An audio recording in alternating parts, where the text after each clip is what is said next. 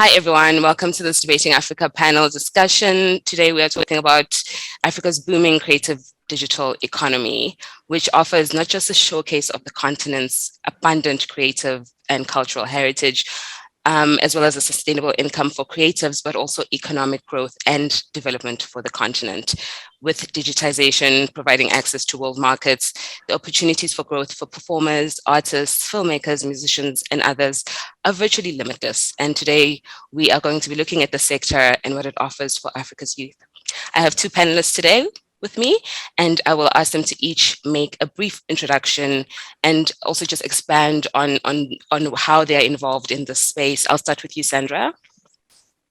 Thank you very much, Tanda. Lovely to be here. Thank you very much for inviting me.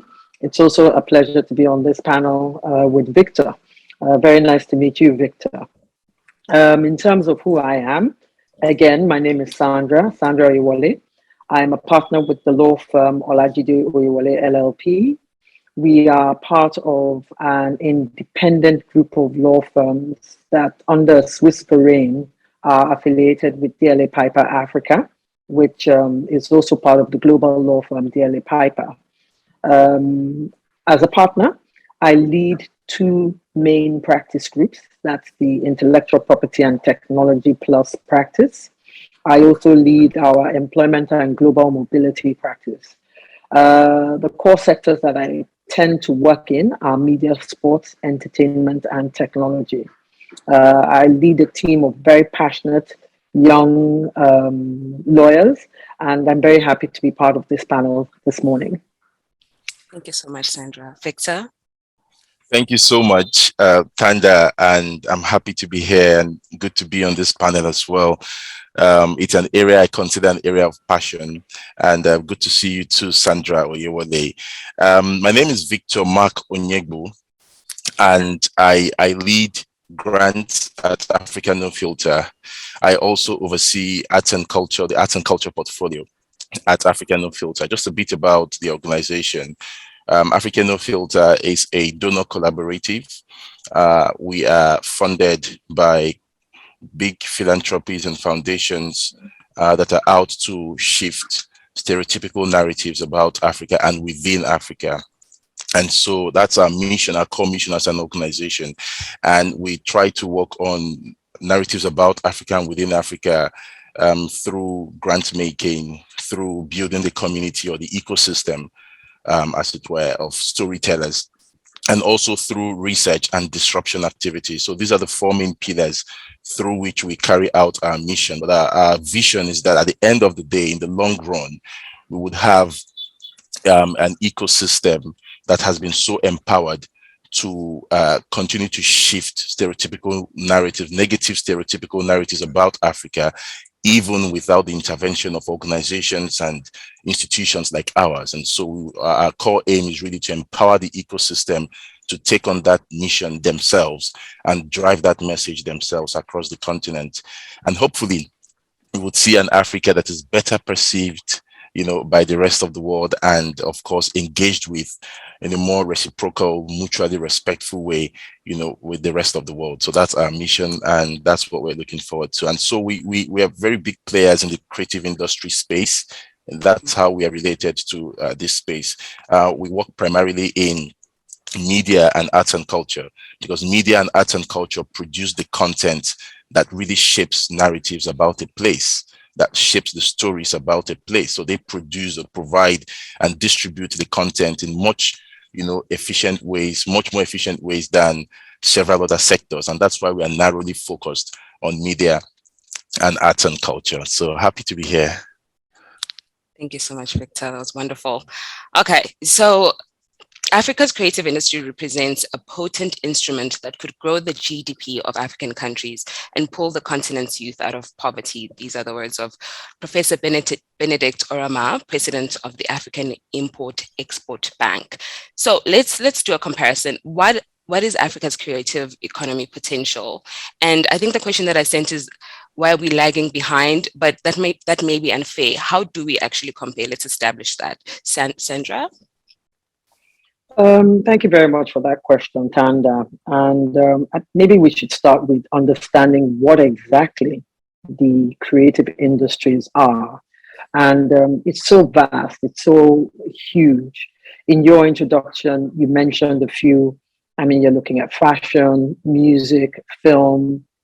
Victor spoke a bit in his introduction about art. Then you also have the tech space, which has fintech, health tech, edutech, and so on and so forth. A statistic that I read described the creative economy as representing as many as 13 different categories. So after you've looked at what the creative economy actually is, I mean, let's look at the economies and why we're lagging behind. I mean, if you look at the statistics as to the 10 largest economies in the world, you're not likely to find an African country in that list. And our own, on the continent, our own economies, when you look at the size, I mean, the comparison between that of, say, the US or UK or any country, other country in Europe, is what it is. There's a vast difference. But there's no doubt that there's definitely huge potential. And why would I say that? I mean, if you look at our youth population, when I think about our youth population, what they represent to me is opportunity. There's incredible talent. The market is what it is. The opportunity for growth is immense. If you look at what's happening right now and what has been going on over the last few years in the fintech space, consider the amount of investment that has come into the country. Or even the continent, not just the country of Nigeria, but the rest of the continent. That shows you the potential.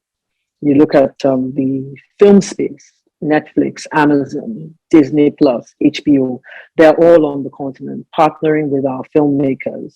You look at our music, where's that? It's gone global. You know, not just Nigerian music, but music across the continent is being listened to across the world. Right. So the potential is there, the growth is there. In terms of why we're lagging behind, I think I've mentioned the size of the economy is much smaller, but there are other factors, and I want to use this opportunity to talk about it. In terms of ease of doing business, let's look at that. I mean, if you want your economy to grow, the economy must be easy. I mean, I'm not saying that people should be allowed to do what they want, or organizations and businesses should be allowed to do what they want. No. But it must not be too difficult to conduct your business, whether it's taxes, whether it's understanding the regulations, whether it's access to funds, whether it's even the ability to get to market from one point to the next. And unfortunately, I mean, the last 65% of the World Bank Ease of Doing Business Index, a lot of African countries reside in that part of the list, showing that ease of doing business is not that easy to do business in these countries. Another issue would be infrastructure, electricity, power, access to good roads, all of that impact on the ability to do whatever it is you want to do where business is concerned. Another one I would mention would be education. Right, we struggle with education across the continent, and people do need to be educated to a certain extent to be able to engage in the creative industry. At the end of the day, it's a business. No matter the entertainment you get from the entertainment industry or the advantages that come with this amazing technology that we've been enjoying, it's actually a business. And if you don't have that education, if you don't understand the basics, you're going to struggle. And I think I'll mention one last thing before I hand over to Victor in terms of why we're lagging behind other regions. I think I would talk a little bit about regulation. I'd mentioned it a little bit when I started speaking, but I have to comment on it a bit more, which is that what I hear from a lot of people is they just do not know what the regulation is.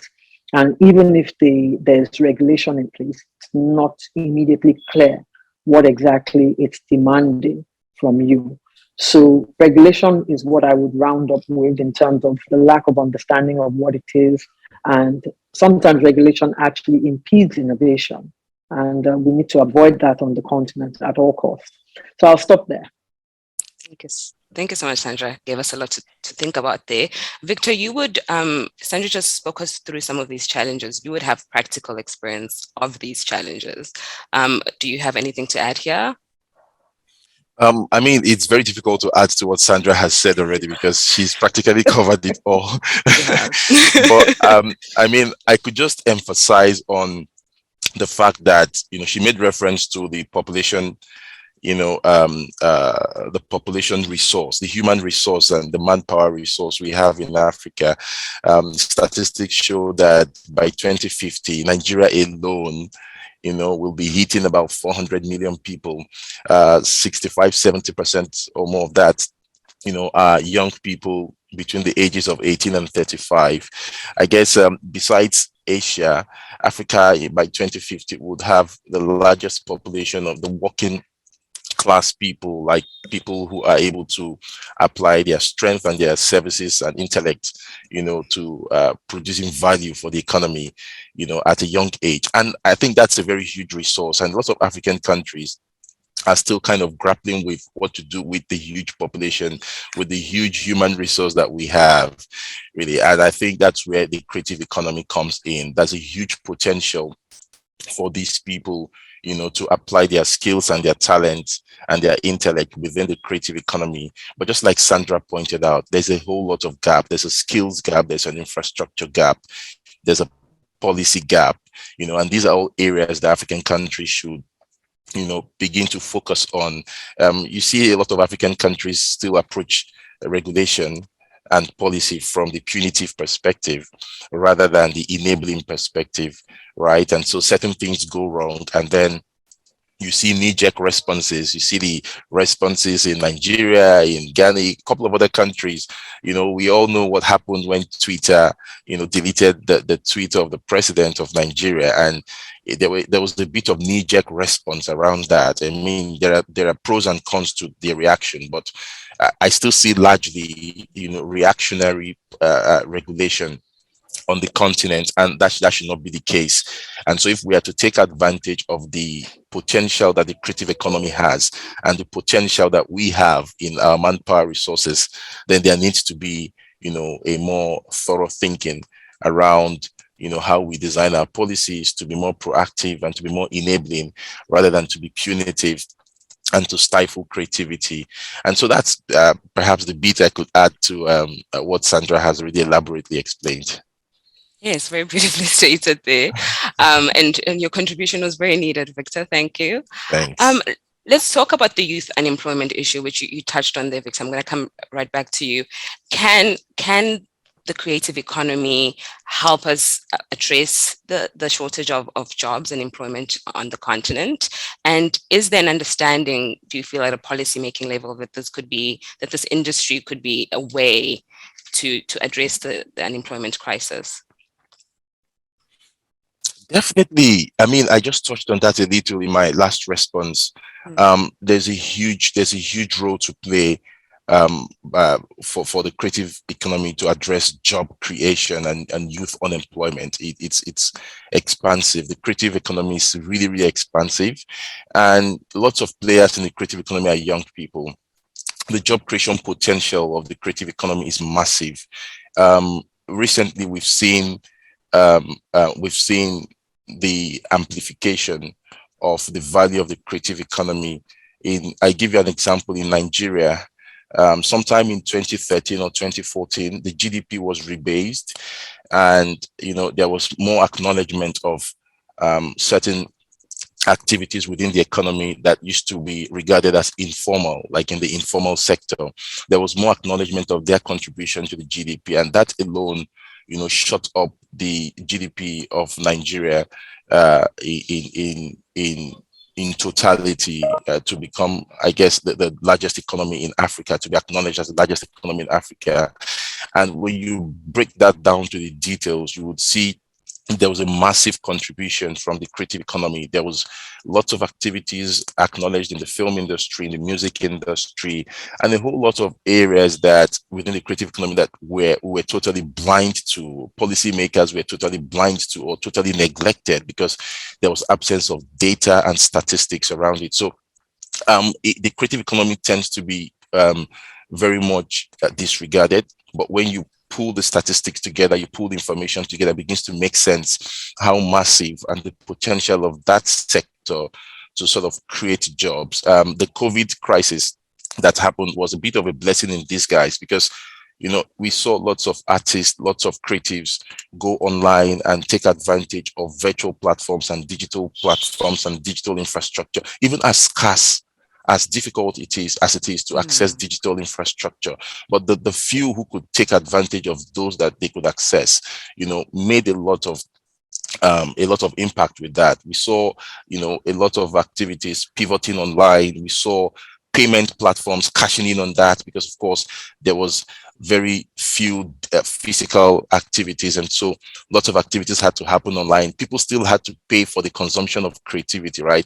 And digital platforms saw that as an opportunity, and we saw lots of payments happen, transactions happen virtually. So it opened a totally new vista of opportunities that, perhaps is still scratching the surface of the creative industry, right? Recently, African No Filter got into partnership with Meta, which used to be called Facebook, and we are working on reimagining the future of Africa through extended reality, right? And the more we work on those kinds of projects, the more we realize that the creative economy is really wide, and we're barely scratching the surface as it stands right now. And so, just to wrap up, I would say the creative economy has huge and immense opportunities to absorb talents of young people who would otherwise be considered as unemployed, right? There is a whole lot that can be done within the creative economy, and young people are taking advantage of that. What we seem to lack across the continent right now is the right kind of policies to encourage that. Like I said before, policies are still approached from the stifling and punitive perspective rather than the enabling perspective, and so there's a lot of policies that can be done around skills acquisition. Look at Rwanda and the East African countries. They're positioning themselves as the go-to place, as the hub for, startup, and for the hub for digital creativity on the continent. And we can see the benefits that, virtually, those East African countries are virtually basing their economic progress on the activities that are generated by the creative economy, right? We can see all the activities happening in Kenya, in Rwanda, and so on. Recently, I think about 3-4 years ago, Rwanda launched a satellite, a broadband satellite, into space, into orbit, and it was meant to give digital access to rural communities, because digital access, of course, is one of the biggest factors for you to take advantage of the digital economy, right? And so you have rural communities, schools in rural areas, young people in rural areas that do not even have access roads, but yet they have access to the internet. I mean, so these are the kinds of progressive and forward-thinking policies that we want replicated across African countries. African countries need to realize the potential of the creative economy, and also take forward-looking policies, or develop forward-looking policies to take advantage of that space for job creation. Yeah. Thank you for that response, Victor. And of course, there's another layer to this. Sandra, I'm going to come to you now. The way that the historical value, and not without merit, of course, of certain fields such as medicine, law, business, and economics, to the exclusion of others that are more creative. Are we in need of a paradigm shift in terms of what our attitudes towards the nature of work and what constitutes a real job or a stable income? Thank you very much, Tanda. And when Victor was talking, in response to the previous question, the issue of employment, you can't get away from it. We have the highest rate of unemployment in the world, on the continent, and it's very, very sad. There is massive investment coming into the continent. It is creating employment. It is, in terms of education, it is allowing for better education. It is allowing for better access to healthcare, and so on and so forth. But a lot more needs to be done. And when you bring it back to the question that you were asking about whether a paradigm shift is required, the fact of the matter is that the creative and innovative industries represent different types of work. when I was growing up, my generation, you went to university to study things like law, engineering, medicine, and so on and so forth. My children are now in their 20s. What they're studying or studied in university is so far removed from anything that their parents studied. It's amazing. It's interesting. It's fantastic. It's exciting. You're doing things like data analytics. You're doing cinematography. You're learning how to write scripts for films. You're learning how to code. Basically, the sky is the limit. We're in the fourth industrial revolution. The kind of shift that digital technology has brought for all of us has never been seen on this scale before. This is the fastest type of digital industrial revolution that we're ever seeing. The scope, the speed, the sheer breadth of it all, and all of us, even in traditional professions, are having to look at how our professions can remain relevant. I mean, the way I practiced law 25, 30 years ago is not necessarily the way lawyers that graduated in the last 10 years are practicing law. There's a huge emphasis on the ability to provide services in an easier, faster, and cheaper way. The practice of law has certainly changed in ways that it did not change, say, in the last 40 years. The changes in the last 10 years are so much greater than the changes in the previous 40, 50, 60 years. And it's all as a result of this digital technology, this digital evolution that we're enjoying. Definitely, there has to be a paradigm shift. If I just focus on the law, a few years ago, I was invited to speak at one of our MBAs at the Nigerian Bar Association conferences. And the attitude to digital was what it was. And I've seen over the years the shift from doing things in the traditional way to doing things using email, using online resources to practice your law. So I've come at it from a slightly different perspective to where you might have been expecting it to come from in terms of a paradigm shift. But the fact is that this technology, this fourth industrial revolution, has impacted all of us, whether we're in traditional professions or so-called non-traditional professions. If you look at the new jobs, take for instance the influencers and what they're doing in that space. I mean, it's absolutely amazing, the kind of amounts of money that are being paid for them to talk about a product or service, and the kind of traffic that it would drive to the manufacturers and producers of those products and services. Who would have thought that social media would play the kind of role that it's playing today?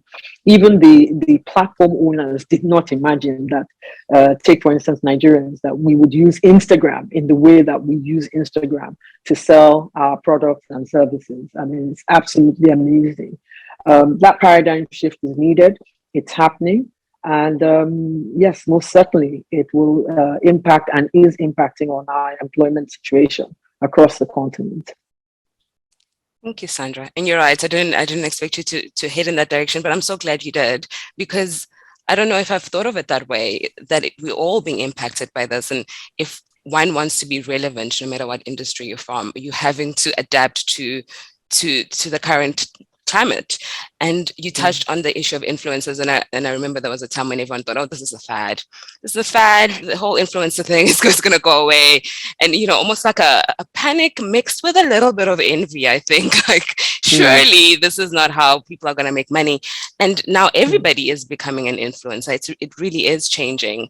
And let me just leap to that sort of question that links to this one, which is that what skills should people, no matter what background, no matter what the skill set they have, whether you're a lawyer or a doctor, should they be acquiring right now to make themselves relevant to the digital revolution, whether you're in a creative space or not?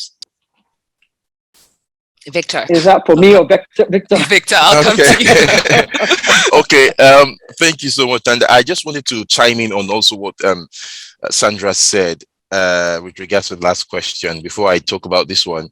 And what I wanted to say very quickly was that even within the tradition, and I think she alluded to this in her response as well, even within those traditional professions, right, law and so on and so forth, you are, because of the digital revolution, because of, you know, the changing space, you know, enabled by digital technology, you also have new sectors of that profession emerging. You know, you now have, there's a lot of focus on intellectual property, there's a lot of focus on digital regulation and stuff, that you know, lawyers are now beginning, you know, to have those opportunities come up much more than it used to be before, right? And then you also have there's also something that I wanted to mention, which is about, with regards to paradigm shift, there's now more tendency to have short tasks, right? The digital space has enabled work to be broken down into granular details, and work tends to now come in short tasks that need to be performed within a shorter time than long drawn out projects that are, right, taking longer time. So there's now that paradigm shift is if I'm to use the word, is forcefully happening. You see young people come into a space. There's a lot of turnover right now. You know, you have lots of people come into a job space, and within 6 months and 8 months and 1 year, they are off to the next one, go and deliver a short task, and they're off to the next one, go deliver a short. So that shift is happening. And I think that's something that we need to understand and embrace. And then to your question, the question you asked about the kind of skills, to be very honest, I think one skill that is quite accessible and a bit of a low lift would be digital marketing, right? Digital marketing skills, because the digital space has evolved in such a way that there needs to be visibility around what you do. And you can see platform owners. I mean, Sandra mentioned even the platform owners themselves didn't even know that the revolution was going to happen in this manner, right? WhatsApp started like just for chatting, right? Just let's engage and chat.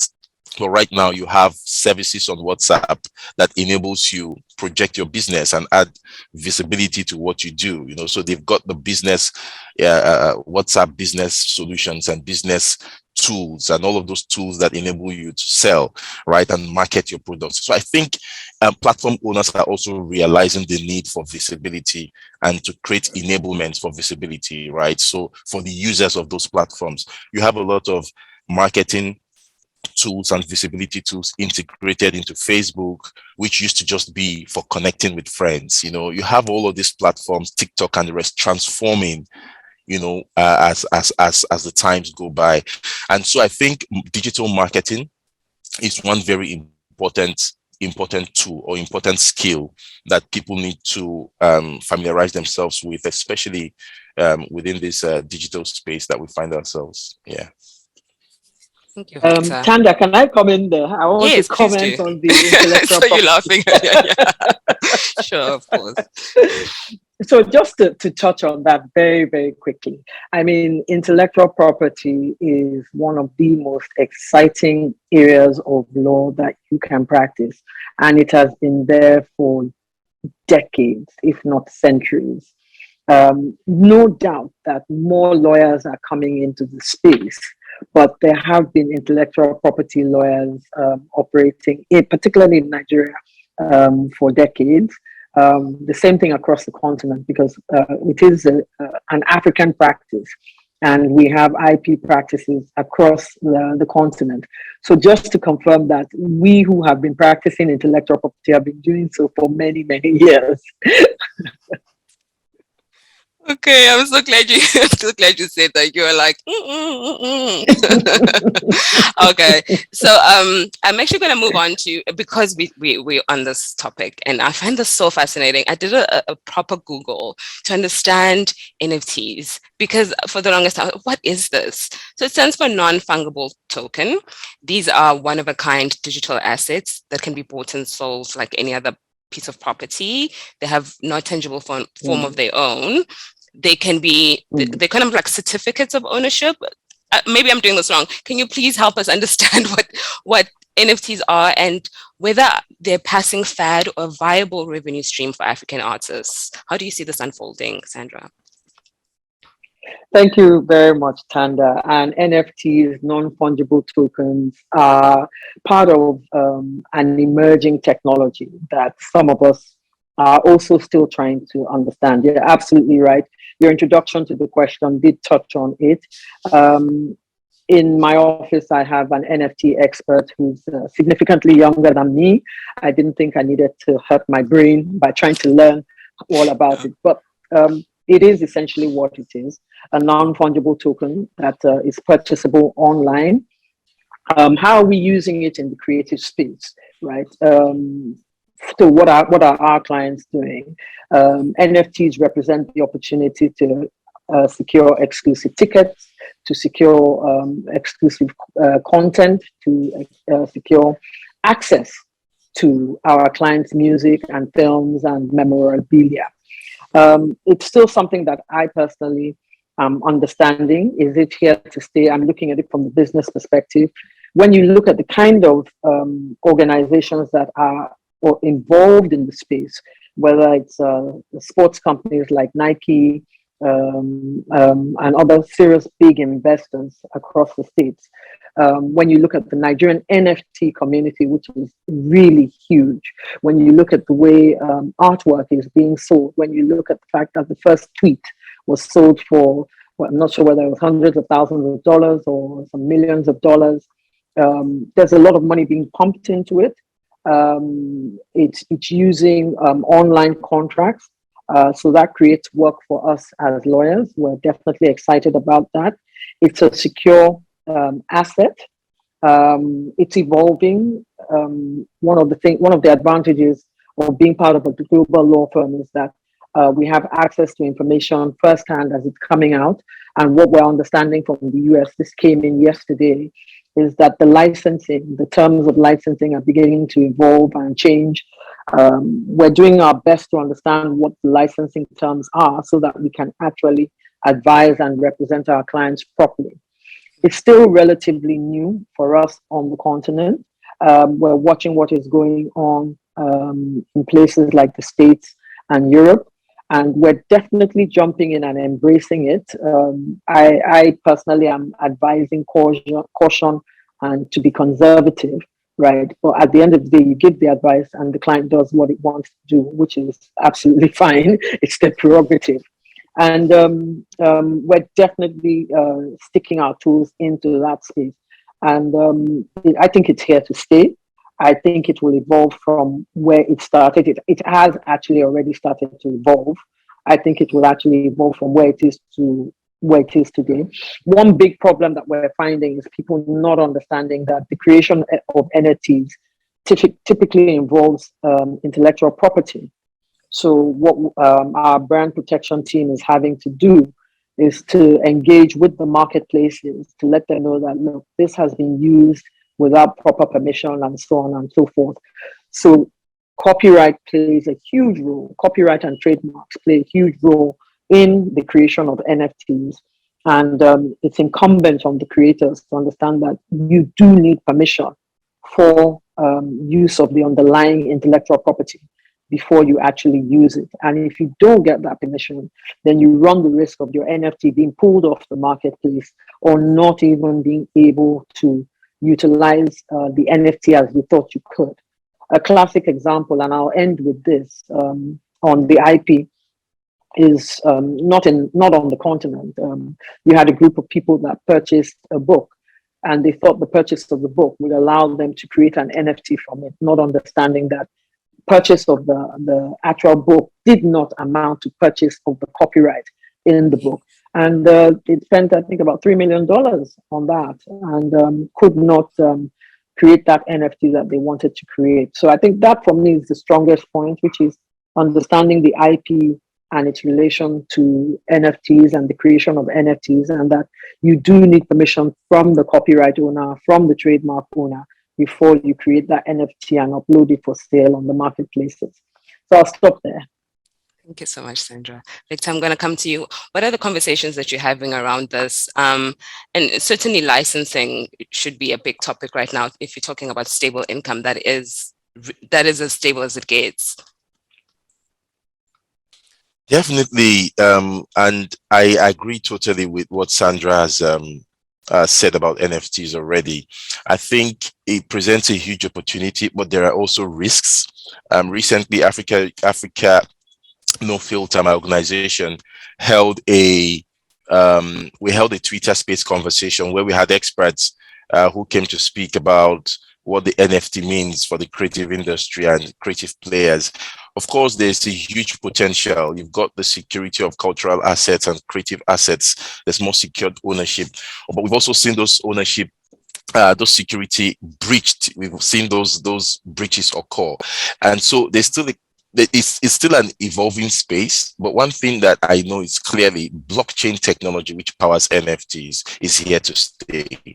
Right now, whether NFT itself is going to be a fad, a flash in the pan that will fade out with time, I don't think so. But I think what is more enduring is the technology that powers it and the immense potentials that comes with that technology. So applying that technology in the creative space is what I think the stakeholders in the creative sector should now be focusing on.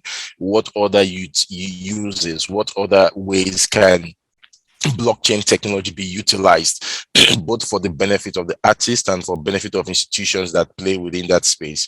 So I think blockchain technology is here to stay, and it's definitely going to be exploited in more ways to the benefit sorry, excuse me, to the benefit of artists and creatives. And that's really what our concern is. Creatives have battled with piracy. They've battled with breach of their creative assets for so many years, for decades. And it's just been so difficult to find platforms that gives you the kind of ownership you should have, as a creative who produces content. And so that's why I think there's a lot of excitement around NFTs. But I hope that excitement, is also taken with a bit of caution. Like Sandra said, there are so many ways that there are so many hacks that have been experienced. There are so many ways securities and ownerships have been breached. And we just need to understand that space a bit more. The licensing of it has always evolved, right? Sandra made allusions to this when she spoke. The licensing has evolved. It's like a sector in a constant state of flux. Things keep changing and conversations keep happening. But I think it's all going to be for the benefit of artists and creatives. But I think people should take it with a pinch of salt, a bit of caution, and understand the ramifications before jumping on it. And yeah. Thank you, Victor. Very valid points there. We've gone through the whole list of questions, indirectly so. So I want to actually attempt, as our final question, I want to attempt to actually answer the topic of the panel, which is how can young Africans tap into this booming creative digital economy? I'm a singer. I make videos at home. I have a little ring light and an iPhone. And I want to know how to begin making money, how to begin creating some sort of visibility and presence for myself. How do you do this practically? Victor, I'll start this one with you. Okay, thank you. I made allusions to this, I think, in some of my earlier comments. There's a need for, first of all, let's focus on the space, right? The landscape. That landscape, we have realized that there's a skills gap. And the skills gap is to be addressed not just by the policymakers and those that, in the public sector, but the individuals, the creatives themselves, who want to make money, who want to monetize, who want to take advantage and exploit their talents. I think there's also a role to play. YouTube has come with, I think people call it the University of YouTube these days. So there are lots and lots of huge, immense, untapped resources out there that can enable young people, creatives, upskill themselves. And now this is not to take away the fact that the policymakers have a very huge role to play in terms of opening the space and creating access to skill acquisition, and also tinkering with the education curriculum. There's a need for critical thinking. There's a need for problem solving skills. There's a need for a whole lot of adjustments of the education curriculum. We still, in most African countries, there's still this rigid education curriculum that has endured since the colonial era until now. And it just feels like there's a lot of reluctance, right? There's a lot of reluctance to adjust the curriculum, to the realities of our times. And so that's a very big responsibility right there. And the policymakers need to recognize that. But the individual creative themselves, like I said initially, there's a need for you to also sort of take your future in your hands and um, take advantage of resources that are out there on YouTube and all the other platforms. But here's the other thing. The other thing is that uh, for you to take advantage of these things, there needs to be digital connectivity. There needs to be access to digital resources. So whether it's the internet connectivity or whether it's broadband or electricity supply. I mean, power supply is still very erratic in so many African countries, and we know how power supply and internet connectivity go, side by side. They run concurrently, so to say. They complement one another. And so there's a very huge role to be played by the policymakers in creating digital access. And because when COVID happened, one of the things we realized is that as more and more young people, creatives, were taking advantage of digital infrastructure, it also exposed the inequalities, right? There were lots of young people with talents in areas where there wasn't sort of internet connectivity, and the only way they could market their skills and create value was to have face-to-face interaction, host activities within a community, within a neighborhood, and people come and pay and then experience their creativity and they get some value for it, right? So because of COVID and lockdown on activities, those kinds of physical interfaces did not happen. And so those in the rural areas who were creatives, and they were no less creative than their counterparts in urban areas, right? They also had all the talents and, and so on, and potentials, but they were just locked out of, the opportunities that the digital space provided. So they couldn't do anything. Many of them were out of jobs. Many of them were out of funds. Many of them, their livelihoods were, breached and impacted upon. And so it exposed a very huge gap, right? And people saw that, those in rural areas, bore the brunt of this. And so there's a need for the government to create a level playing field, give access. I made mention of Rwanda that launched a broadband satellite, into space, and that gave access to, at the last count, Rwanda had 531 schools that did not have access to internet, young people in secondary schools and primary schools that did not have access to internet. But that's just Rwanda. Now you can imagine if you extrapolate that and come to Nigeria, for instance, that will probably be thousands of schools that do not have access to the internet.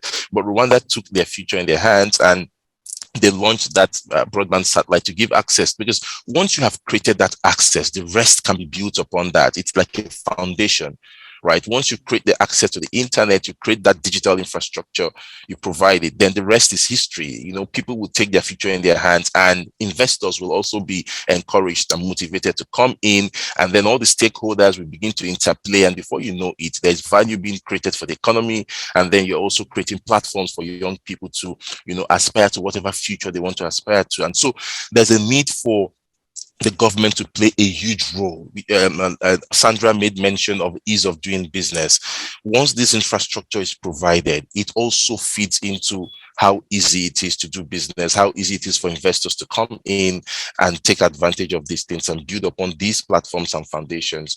And so once you create that access, it unlocks a lot of opportunities. And I think that's one thing that the government has cut out for itself, that responsibility. But beyond that, I always keep advising, and whenever I have the opportunity to, young people, do not just wait for that access to be created. If there are ways you can take advantage of, WhatsApp, you can practically use your WhatsApp in anywhere, with very, very little broadband.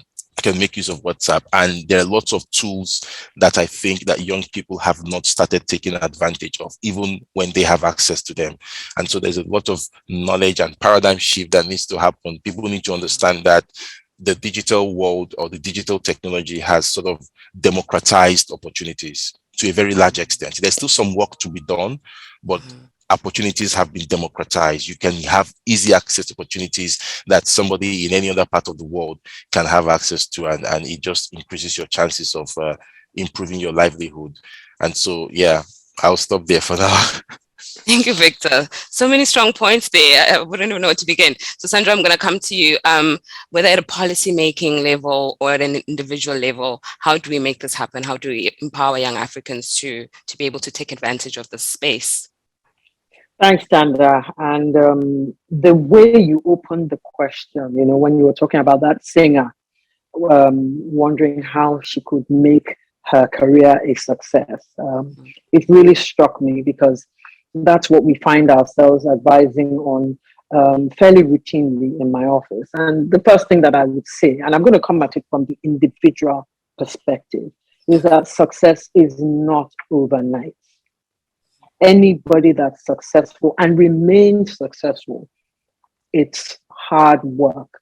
And there was something that many of us were brought up on as saying, which is that the journey of 1,000 miles starts with a single step.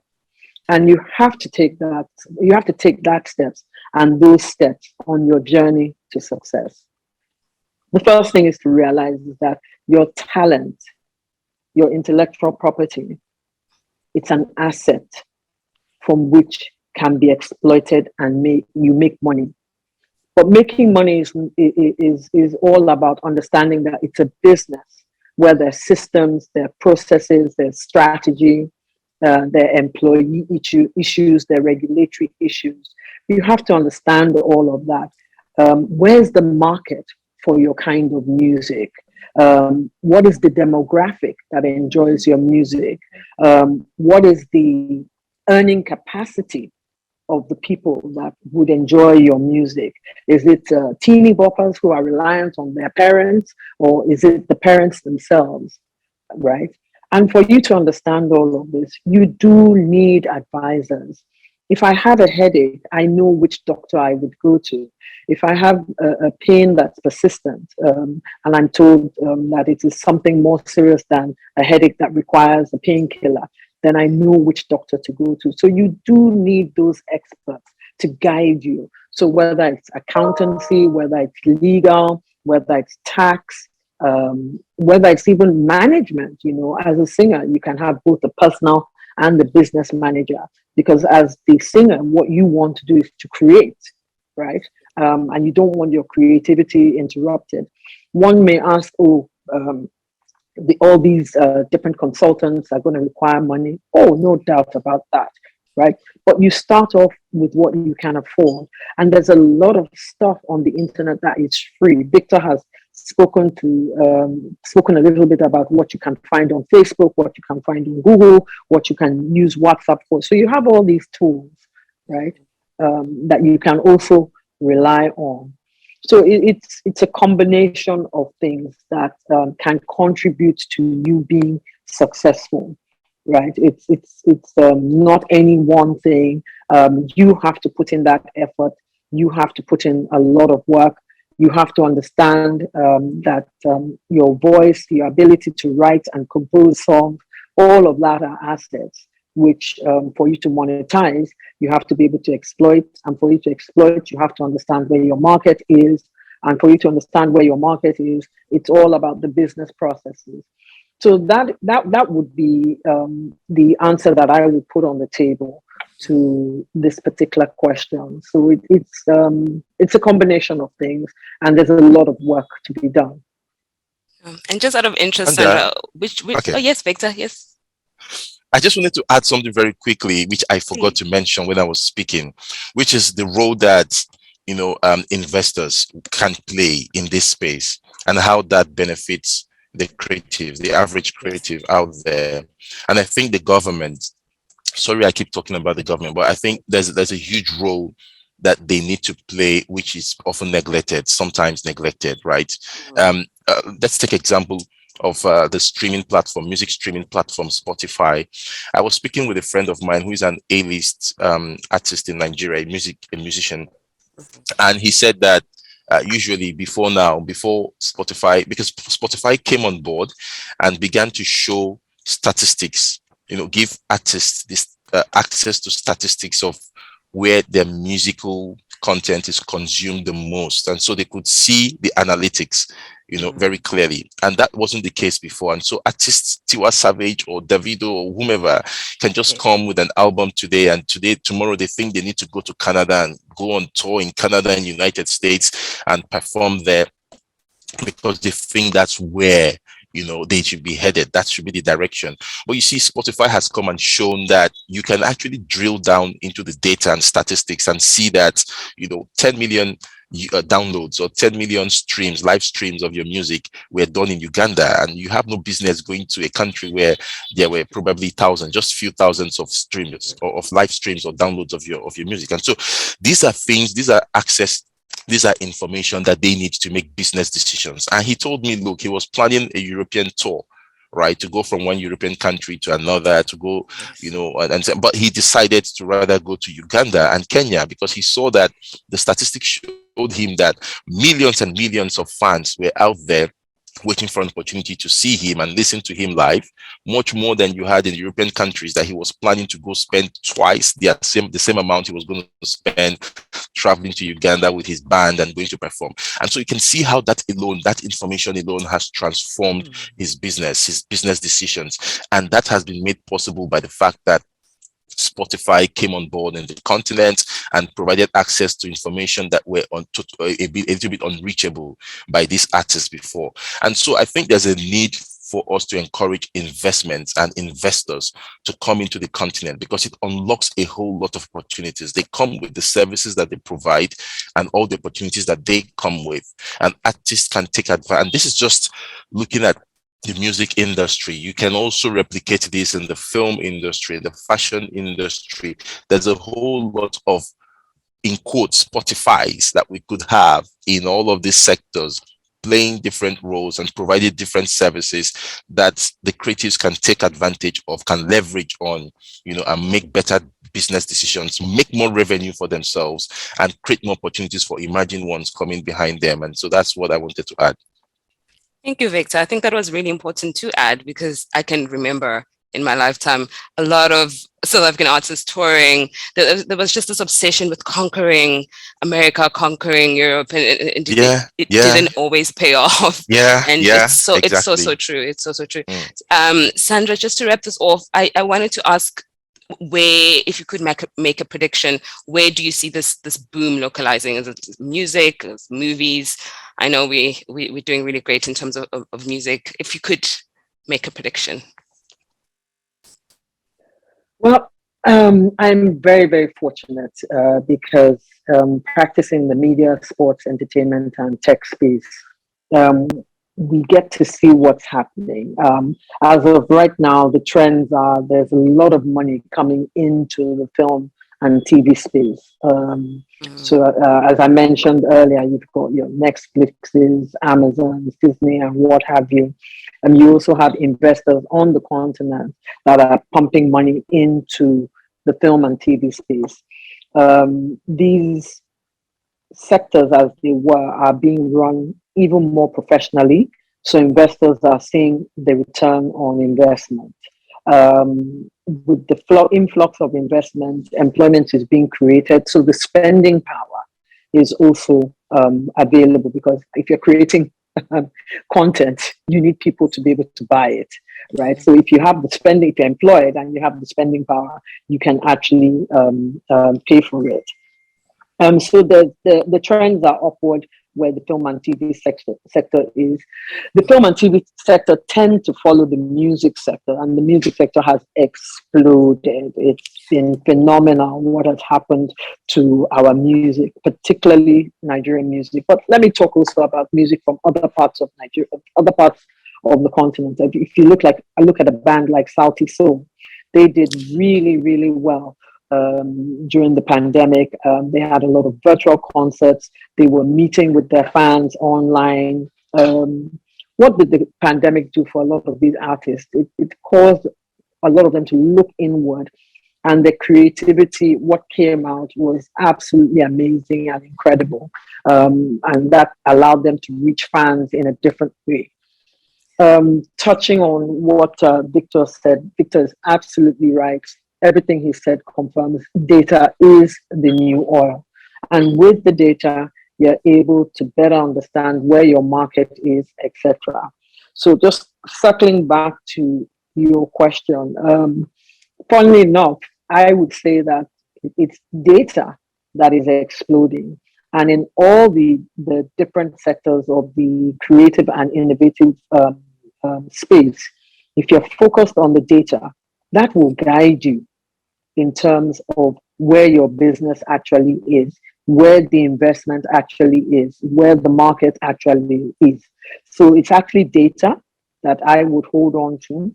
So it doesn't matter whether you're in the sports industry, whether you're in the tech space, whether you're in music or film, you're looking at the data. You have Spotify that's providing those reports to artists. You also have Boomplay that's doing the same thing. If you come into film and TV, DSTV used to release the reports on the data of its subscriptions. All of that lets you know where the market is, and it allows you to make the informed decisions as to where to deploy your infrastructure, where to go and play your music, when to release your film. What are the fashions that are trending? Is it joggers made out of adire pants? Is it our coats made out of adire?